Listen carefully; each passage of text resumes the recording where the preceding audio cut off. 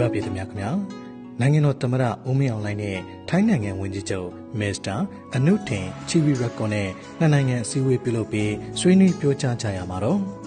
မြန်မာနိုင်ငံနဲ့ထိုင်းနိုင်ငံတို့ဟာရှေးရက်ခင်နှစ်ပေါင်းများစွာကတည်းကဆက်နွယ်ရင်းနှီးမှုရှိတဲ့နိုင်ငံများဖြစ်ပါကြောင်းနှစ်ဖက်ပြည်သူများကြားဆက်နွယ်မှုဆက်ဆံမှုအလွန်ခိုင်မာတဲ့နိုင်ငံများဖြစ်ပါကြောင်းမြန်မာနိုင်ငံဟာဒီမိုကရေစီလမ်းကြောင်းပေါ်ကိုပြန်လည်အခြေချပြီးပိုမိုကောင်းမွန်တဲ့အနာဂတ်စီကိုဦးတည်ရှောင်လန်းနေပြီဖြစ်ပါကြောင်း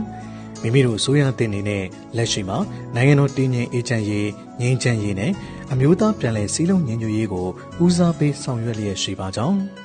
မြန်မာနိုင်ငံနဲ့ထိုင်းနိုင်ငံတို့ဟာနယ်နိမိတ်ချင်းထိစပ်နေတဲ့နိုင်ငံများဖြစ်တဲ့အတွက်နှစ်နိုင်ငံကြားနယ်စပ်ဆိုင်ရာပြဿနာများပေါ်ပေါက်ပြီးမဲ့လည်းအိန္ဒိချင်းကောင်စိတ်ဓာတ်တို့ကိုအခြေခံပြီးချစ်ကြည်ရင်းနှီးစွာဖြည့်ရှင်းခဲ့ကြပါကြောင်း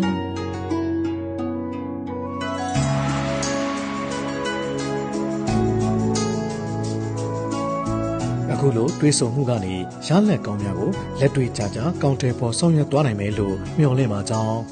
နောက်အနာဂတ်မှာလည်းလက်ရှိပူးပေါင်းဆောင်ရွက်မှုနဲ့ချစ်ကြည်ရင်းနှီးမှုအရှိန်အဟုန်များကိုပုံမူခိုင်မာအောင်ဆောင်ရွက်သွားနိုင်မယ်လို့မျှော်လင့်ပါကြောင်းဖြင့်နှုတ်နှစ်ဖက်အပြန်အလှန်ဆွေးနွေးခဲ့ကြပါတယ်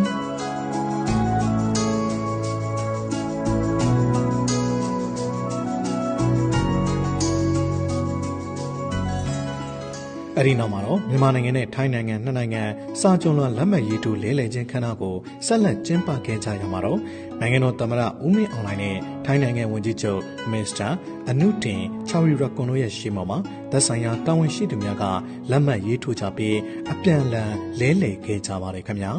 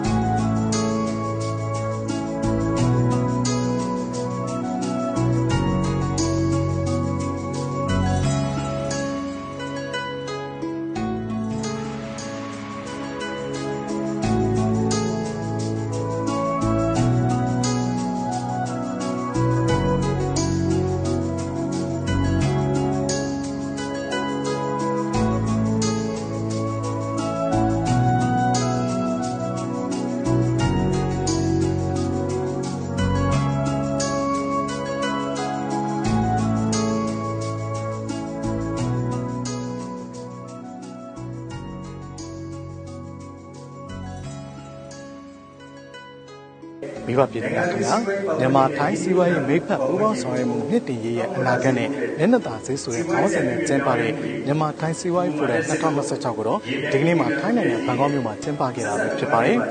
အခမ်းအနားသို့ပြည်ထောင်စုသမ္မတမြန်မာနိုင်ငံတော်သမ္မတဦးမင်းအောင်လှိုင်နဲ့ထိုင်းနိုင်ငံဝန်ကြီးချုပ်နဲ့တာဝန်ရှိသူတွေစီးပွားရေးလုပ်ငန်းရှင်တွေတက်ရောက်ခဲ့ကြတာပဲဖြစ်ပါတယ်အခမ်းအနားမှာတော့ပြည်ထောင်စုသမ္မတမြန်မာနိုင်ငံတော်သမ္မတဦးမင်းအောင်လှိုင်နဲ့ထိုင်းနိုင်ငံဝန်ကြီးချုပ်တို့ကမိန့်ခွန်းများအသီးသီးပြောကြားခဲ့ကြတာဖြစ်ပါတယ်နိုင်ငံတော်သမ္မတဦးမင်းအောင်လှိုင်ကနှစ်နိုင်ငံကြားကုန်သွယ်မှုနှိမ့်တည်ရေးနဲ့စီးပွားရေးလုပ်ငန်းတွေတိုးတက်ဖို့အတွက်အဓိကထားပြောကြားခဲ့တာဖြစ်ပါတယ်